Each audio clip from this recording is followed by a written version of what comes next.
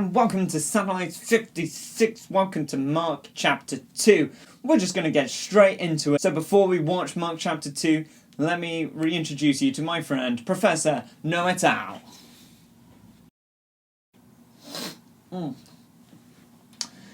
The Pharisees were Jewish leaders who made and enforced religious law. A lot of it was based on the law that Moses gave to the Jewish people after they were freed from Egypt.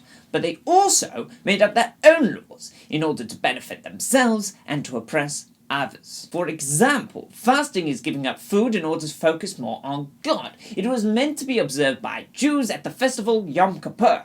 However, the Pharisees had made it compulsory to do it every Monday and Friday. Because of the laws, those who had illnesses were seen as impure and therefore were often outcast, not allowed to mingle with those who were clean, and kept out of temples and other holy places. Throughout the Old Testament, there is a link between sin and illness.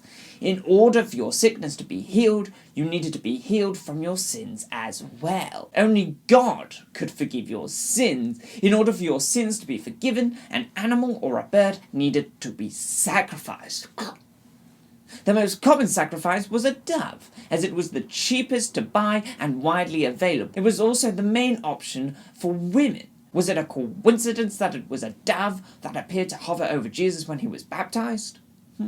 However, lambs were often seen to be the best sacrifice. The animals or birds had to be clean and not have any defects. All of this will become important later on in Jesus' life. The Pharisees did not like Jesus, as he often challenged the law.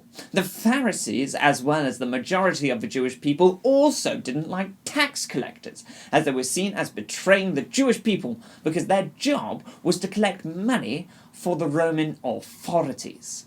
The Jewish week is slightly different to ours. Their days begin in the evenings and end in the afternoon.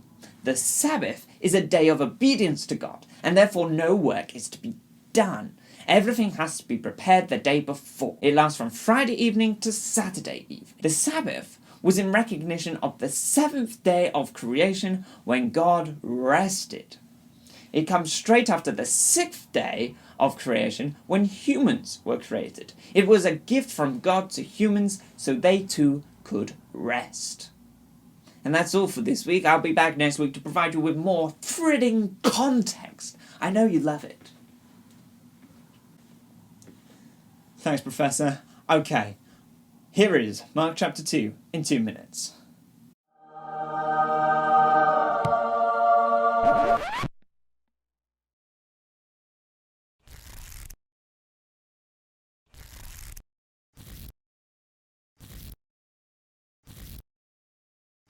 Chapter 2 starts with Jesus teaching loads of people about God. I mean loads of people. There were so many people that there was hardly any room left in the house. Meanwhile, 4 friends were carrying their other friend on a stretcher because he could not walk. He was paralyzed.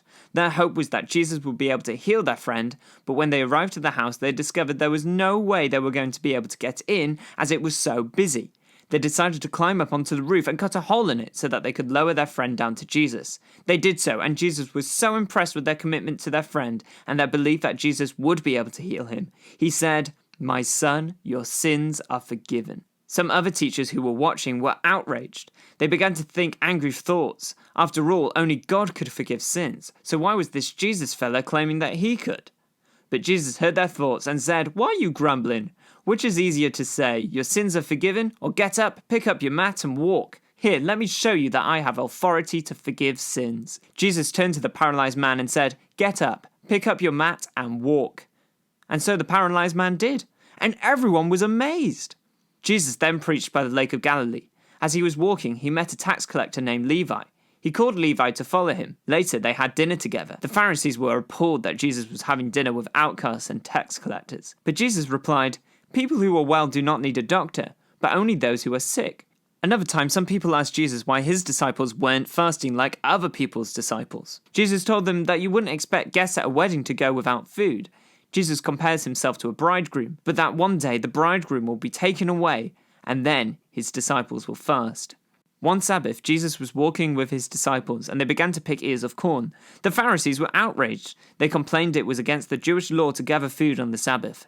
Jesus pointed out that King David had done the same, but also that the Sabbath was made for the good of people, and that people were not made for the Sabbath, and that Jesus himself was the Lord of the Sabbath.